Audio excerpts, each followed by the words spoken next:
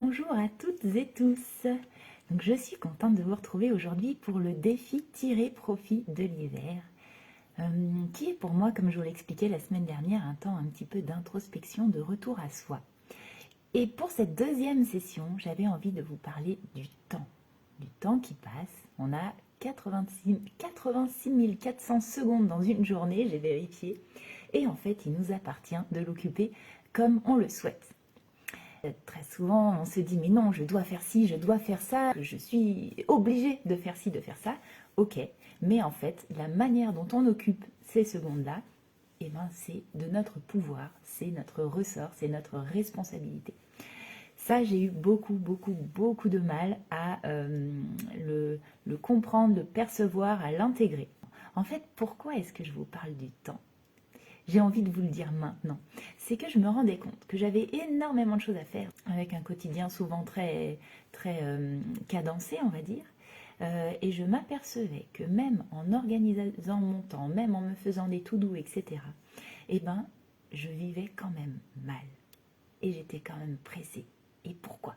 J'avais cette pensée tout le temps derrière la tête de je n'ai pas le temps. Et du coup, le fait de me dire j'ai pas le temps, même quand je faisais quelque chose, j'étais en stress, en oh là là, faut que je passe tout de suite à la chose qui va se passer après, à l'action qui se passe après, parce que j'ai pas le temps de faire tout dans ma journée. Donc j'étais pressée, ce qui était complètement à l'inverse d'avoir des temps de qualité, et notamment avec les personnes que j'aime. C'était qu'il y avait toujours ce truc que j'avais pas fini, et cette pensée parasite qui était là derrière. Et qui faisait que je vivais mal le contenu de mes journées.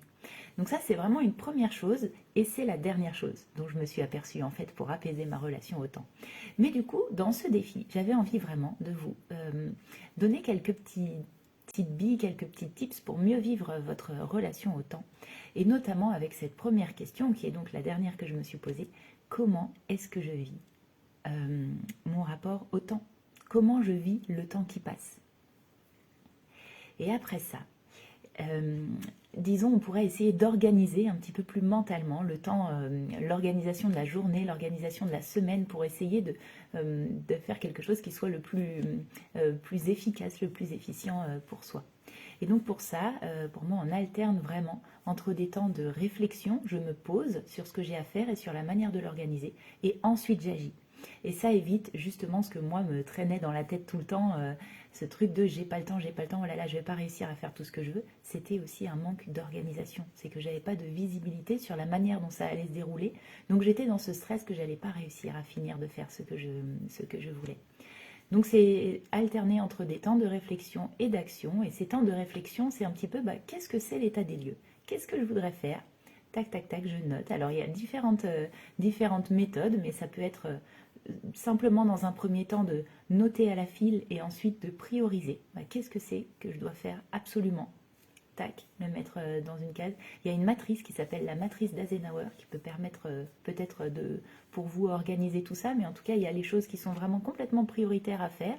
Et puis petit à petit, il y a des degrés de priorisation. Et à la fin, il y a peut-être même un petit bout de choses que vous pouvez soit déléguer, soit peut-être carrément ne pas faire, parce que ça ne vient pas vous nourrir, quoi. Il y a vraiment aussi cette notion de comment j'investis mon temps. Est-ce que ça va me rapporter ce que je propose, ce que je me propose de faire ou pas.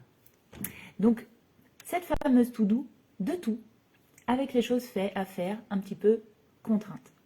Et puis, il y a pour moi une deuxième partie qui est vraiment importante, c'est qu'est-ce qui est important de faire pour moi, qui me nourrit, qui n'est pas forcément un temps productif, un temps de travail, un temps de je m'occupe de la maison, etc.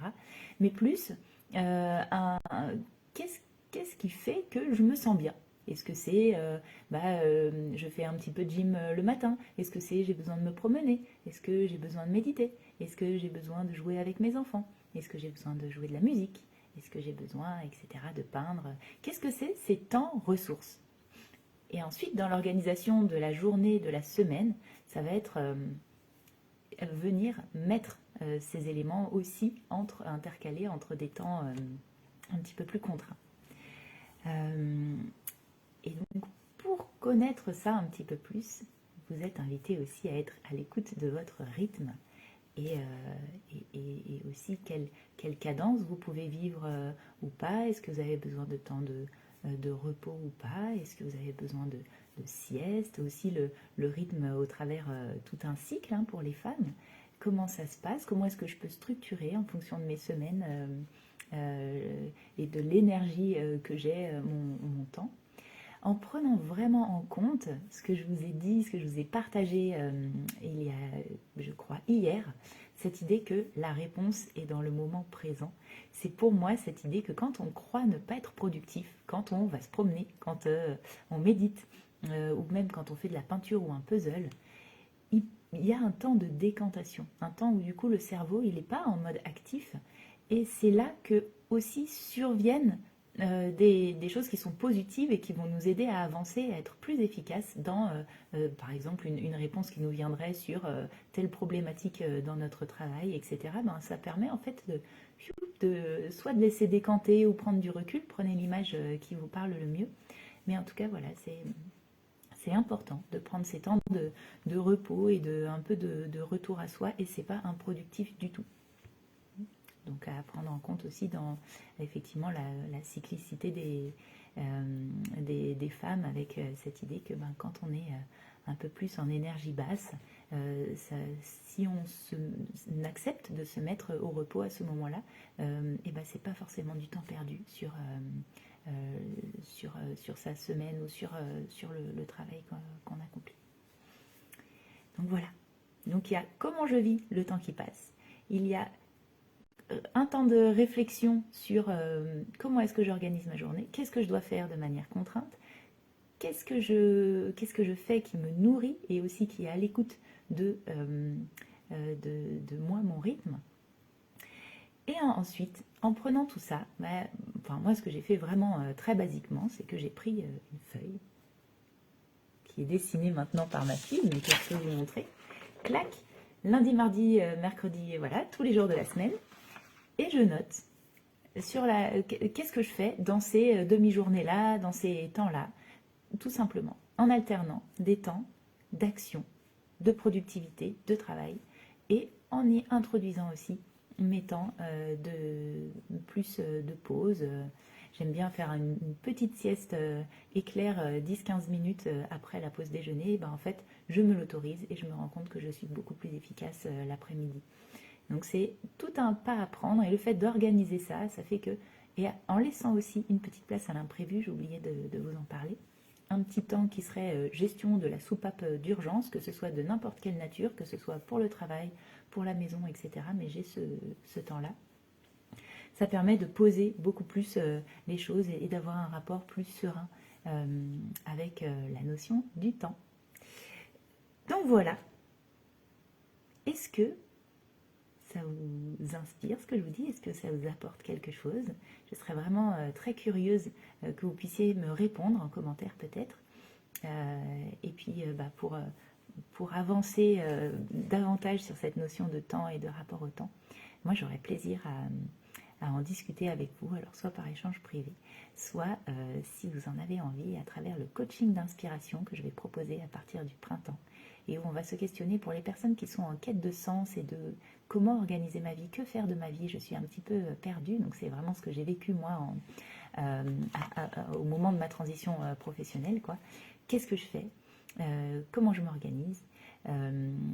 Et donc il y a cette notion du temps qui va forcément venir dans la réflexion, où on part de je ne sais pas ce que je veux faire à je trouve ce qui m'anime, je sais comment m'organiser, je sais comment m'engager, je sais quelle première action, et j'y vais et je me lance dans ma nouvelle vie. Voilà, j'ai vraiment à cœur de vous proposer un tel accompagnement avec les activités que je propose et avec le nouvel outil de l'arbre de vie que je finalise d'intégrer là, et qui permet de prendre conscience de ces ressources, tout ce qui fait que vous êtes vous, toute cette richesse que vous avez en vous, et qui fait que vous pouvez capitaliser vraiment avec confiance sur qui vous êtes pour avancer et opérer ce changement donc, de transition de vie ou vers une vie qui fait plus de sens. En tout cas, c'est mon premier sujet. Eh bien, je vous souhaite une très très bonne journée et j'aurai plaisir à vous retrouver mercredi prochain. Je ne sais pas encore exactement à quelle heure, mais je vous tiendrai au courant. À très vite, belle journée.